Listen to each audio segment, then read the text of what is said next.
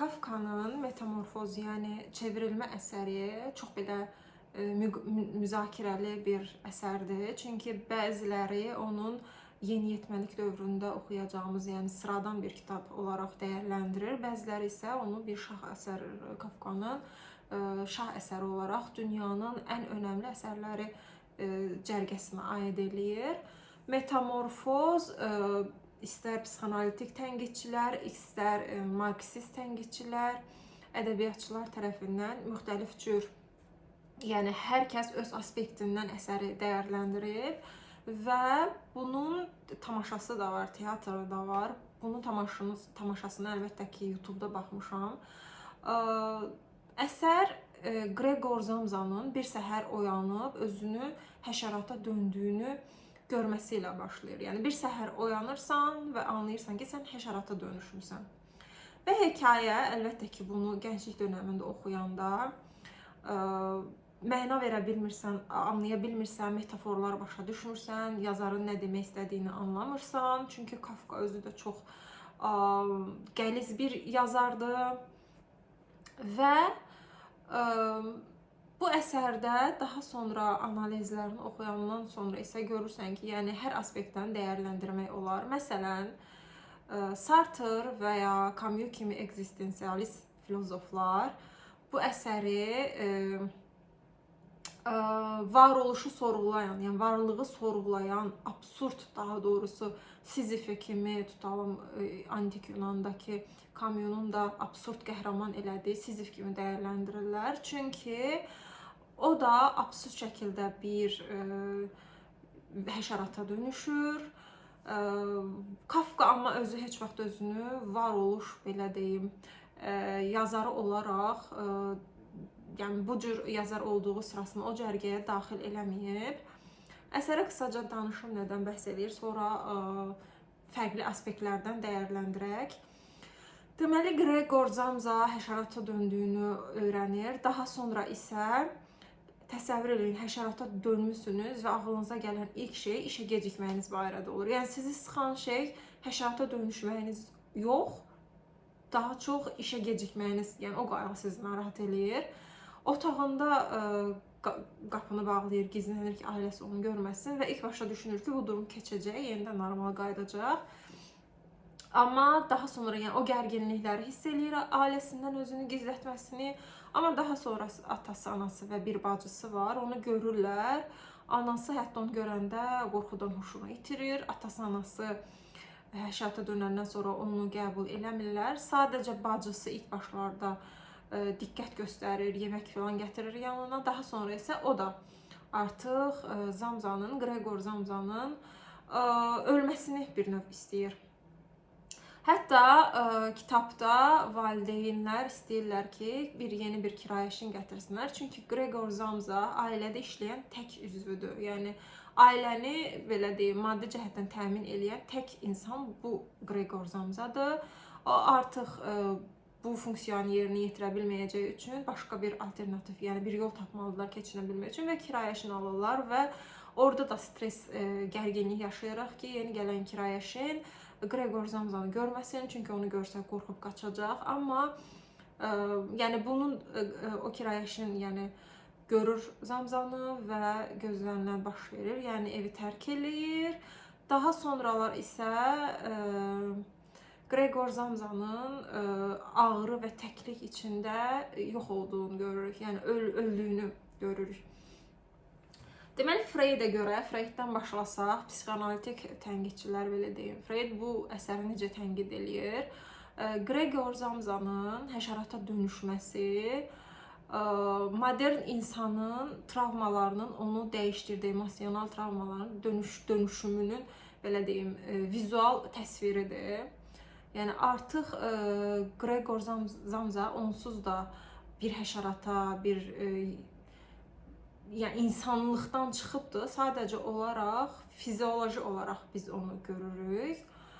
Marksist tənqidçilər məsəl üçün necə tənqid eləyir?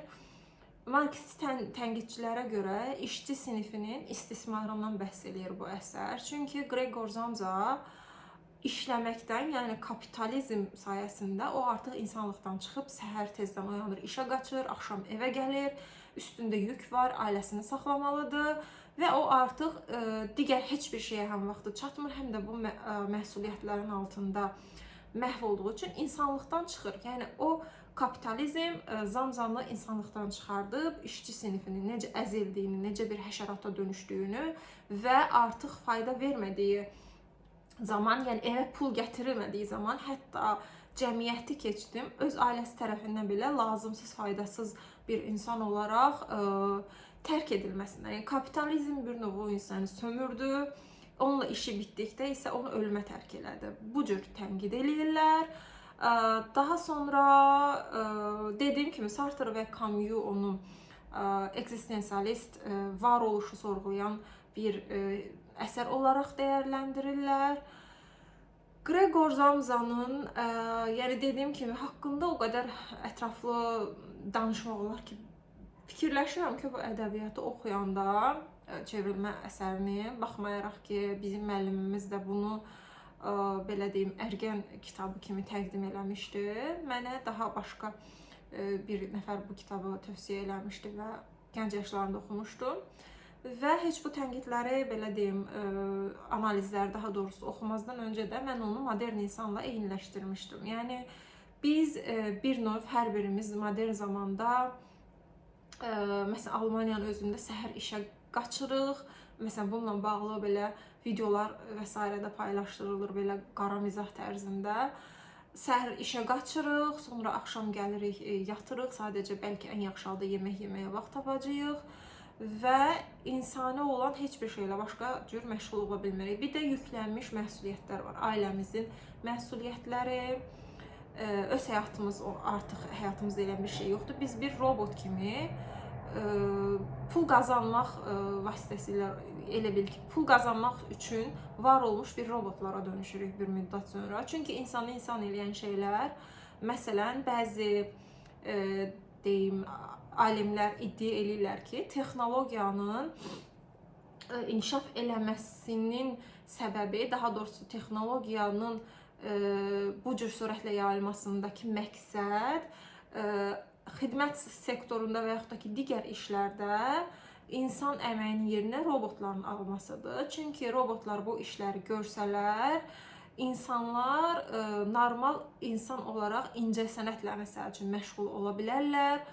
Günlərinin, həyatlarının böyük bir hissəsi işləyərək yox və məhz özlərini ayıraraq, həyatın mənasını sorğulayaraq, yəni daha insani şəkildə, insanın həyatının daha insani olması üçün, yəni bu texnologiyanın sürətlə inkişafını dəstəkləyirlər.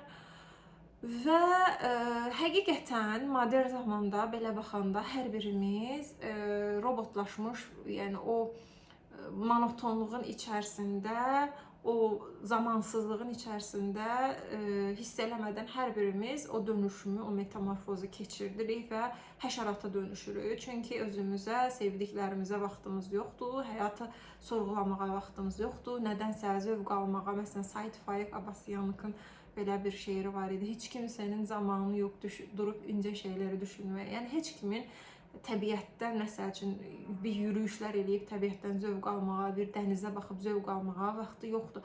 Əlbəttə, modern zamanda sosial şəbəkələrdə məsələn görə bilirik, yəni dəniz şəkli, nə bilim, gün batımı və s. Amma bunlar qaça-qaç şəklində olan, daha çox belə deyim, real olmayan, yəni kosmetik olan göstərişlərdir. Amma yəni mən özümə də baxanda, ətrafımdakı insanlara da baxanda sözün əsl mənasında hər birimizin bir həşərata dönüşdüyümüzü görürük. Sadəcə olaraq fərqində deyilik. Əgər Kafka kimi, Kafkanın yaratdığı əsərdəki obraz kimi, necə ki Freud deyirdi, sadəcə fizioloji olaraq o dönüşümü göstərir. Belə bir tutalım fantastik bir durum olsaydı, yəni ki biz hamımız hal-hazırda insani görünüşlərimizin dəyişib bir həşərata dönüşdüyümüzü görərdik. Düşünürəm ki, tamaşasını yenə deyirəm, teatrını YouTube'dan çox uzun zaman öncə izləmişdim və bəyənmişdim. Düşünürəm ki, modern ədəbiyyatın hər nə qədər, yenə də deyirəm, Kafka bunu qəbul eləməsə də, varoluş varoluşu sorğulayan bir əsərdir və hər birimizin oxuyub özlüyündə, yəni şərt o deyil ki, ədəbi tənqidçilər hansı aspektdən bu əsəri dəyərləndiriblər və yaxud da ki, necə metaforlar eləyirlər, necə simvollar, yəni sırf özümüz bir oxucu olaraq, yəni necə dəyərləndirə bilərdik, düşünürəm ki, gənclik zamanımızda ya fərqi yoxdur əslində. Yəni bu əsəri oxuyub mütləq ki, haqqında düşünməliyik. Metamorfoz dəyişim deyəndə də əslində ağlımıza bir növ həyatın reallığı gəlir. Çünki təkamülün şərtidir. Yəni təkamüldə tək gerçək var, hər şey dəyişir, çevrilir. Yəni Spencerin dediyi kimi tək canlılar yox, cansızlar da təkamül edir. Yəni bu həyatın tək gerçəyidir. Ona görə mən də əslində Camus və ya Sartrla eyni düşüncədəyəm ki, əsərin adı da elə çevrilmədi. Bir növ varoluşumuzu sorğulayır. Varoluşumuzda yaşadığımız həyatdan necə bir absurd. Məsələn, absurdluğu başqa cür orada görə bilərik ki, Zamza həşərata çevrilir və heç kim onu sorğulamır. Heç kim. Sadəcə onda fikirləşirlər ki, bəs işə kim gedəcək, bəs bizə kim baxacaq, ailə bunu düşünür və yaxud da ki, sonluqda Gregor Zamza otağında öləndən sonra onun ailəsi, hətta sevdiyi bacısı belə həyat barədə pozitiv şeylər düşünməyə başlayırlar. Sanki o öləndən sonra həyat daha belə qəşəng olacaqmış kimi. Yəni heç kim kədərlənmir, heç kim o bir varlığın həyatdan silinib getməsini kədərini yaşamır. Əksinə o insan bir insan olaraq dünyaya gəlmişdi. Robot olaraq yaşadı, ailəsinə xidmət elədi və vaxtı keçdikdən sonra, sıradan çıxdıqdan sonra, marksist tərəfdən desək, artıq faydasız olduqdan sonra heç kimə lazım olmur. Kimsə də onun ölümü və s. maraqlandırmır. Bunu həm də ailə dəyərlərimizlə də belə analiz eləmək olar ki, bizim ən doğmalarımız, ailələrimiz belə işə yaramasaq, yəni faydasız olsaq, bizi bir növ sevməyəcəklər və yaxud istəməyəcəklər. Bununla bağlı çox təəssüf ki, adı yadımdan çıxıb bir Yapon filmi var idi. Orada illərlə ailəsinə baxmış, məmurluq eləmiş bir məmurun işdən çıxandan sonra ailəsinin gözündə necə dəyərsiz olduğundan bəhs eləyirdi film. Yəni ailələrimiz çünki bizim ən doğma yaxınlarımızdır, amma hətta ailələrimiz bizi nəyisə qarşılığında sevirlər. Həm də bir yandan Yaprak dökümündəki Ali Rızanı da məsələn düşünmək olar ki, işdən çıxandan sonra bütün ailəsi, neçə illik həyat yoldaşı onu saymamağa başlayır, onun sözünün hökmü artıq sıradan çıxmağa başlayır, uşaqlar üzərində hakimiyyətini itirir. Yəni sən faydalı olduğun müddətcə doğmaların, ailən belə sənə dəyər verir. Əgər sən artıq işləmirsənsə, cəmiyyət üçün, ailə üçün sən artıq heç kimsən, dəyərsizsən və faydasızsan. Yenə də deyirəm, ən sevdiyim əsərlərdən biridir. Əgər oxumamısınızsa, bunu kitab şəklində oxumuşdum. Səsli kitabda heç baxmadım ki, var ya yox, amma böyük ehtimalla bu cür məşhur əsər olmamış olmaz deyə düşünürəm.